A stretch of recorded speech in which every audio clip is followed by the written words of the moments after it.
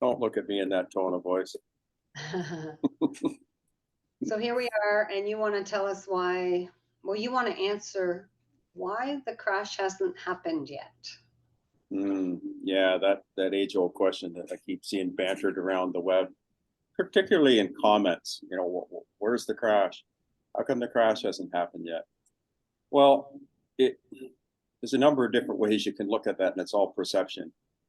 Really, the crash has already happened. I mean, you can argue at what point it started.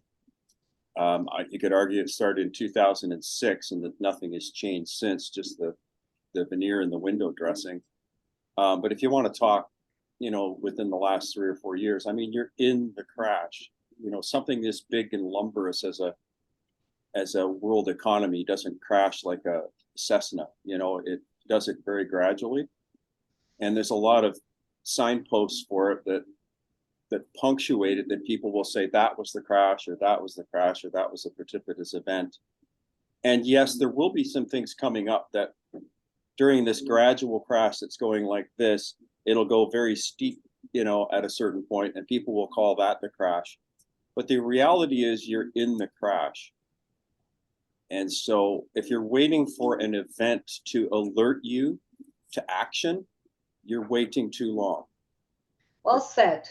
The crash is happening. You have to look at all of the sum of these little events that are happening, like bank foreclosures, and like now there's some major institutions that are showing signs of trouble. At least we're admitting to it. Like, for example, JP Morgan, of all banks, the biggest bank in the United States and one of the biggest in the world, is on a watch list to have their credit rating downgraded. The United States government is on a watch list to have their credit rating downgraded. That is the crash, guys. Those are the signposts of a gradual descent into the bottom of a market. And it's happening in real time every day. I know it's annoying to have to keep paying attention to all this news, and it's very depressing to listen to, negative headlines all the time. But this is the reality that we're faced with. Yeah. And you can either be a victim of it or you can do something about it. And the only way to do something about it is to acknowledge the crash is happening. Don't wait for the big event, because then it's usually too late. Mm-hmm. So and if you're educate yourself. Yeah. Educate yourself. Yeah, I mean, that starts with listening to things like this. And, when we point out resources for you to go and check out and stories to check it out for yourself, So if you want a couple of headlines to check out China right now. It's going through a heck of a time. I mean, Evergrande, a huge construction company, filed Chapter 15 in the US bankruptcy because they were forced to do so due to circumstances.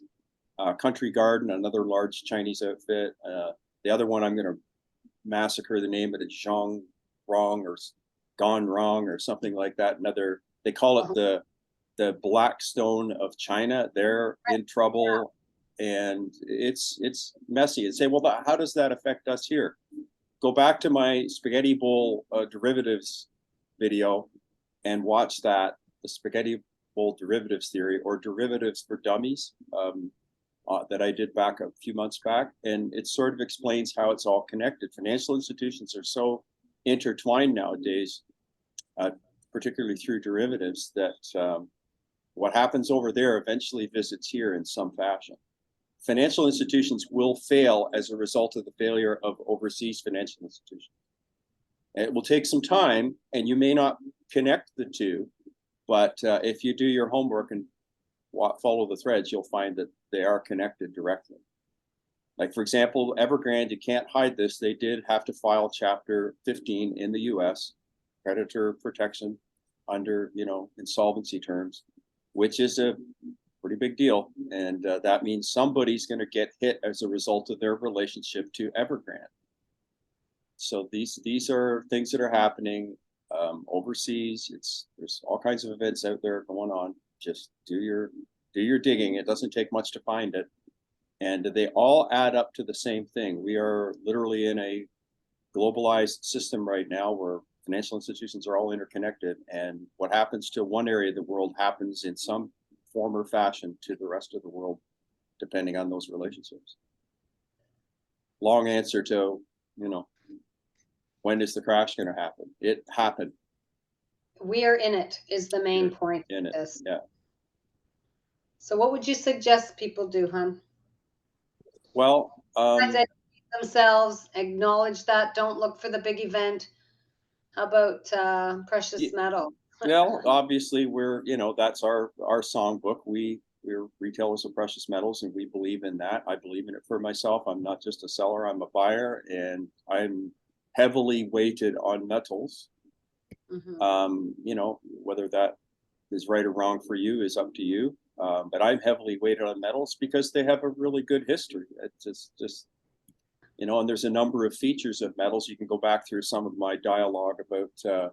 I just did a recent one about owning multiple assets. Go check that out. I'll link it in the description. And I'm not just singing the precious metals song. I'm suggesting people do their own research and decide what allocation of different assets makes sense for them. Yeah. And I don't think that gold and silver solve every problem. They're just good at solving certain problems. I believe they solve a large problem in a sense that they're one of the only assets that's not overvalued. Do your own work on that. Look at stocks, bonds, and real estate. I mean, they're all overvalued for the first time in history. We just keep repeating the same narrative because it's true. And this should be a very simple thing to work out. It gets complicated when people try to talk complexity into it where it isn't necessary. Yeah, for sure. It's add, subtract, multiply, divide most people's home finances, right? Learn to add, subtract, multiply, and divide. And I'm talking real math, not this hooky boogie muddy math that they do.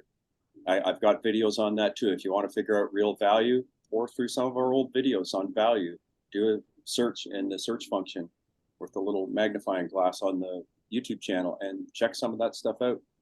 It could fare you in good stead. Yeah, so just to reiterate this sort of repetitive mantra that, you're in the crash now, pay attention, watch what's going on in the news. Don't be afraid to look at the bad news because the only way to avoid a train coming is to know it's coming. So on that note, we'll call it a day. Have a great day, folks. Thanks for listening.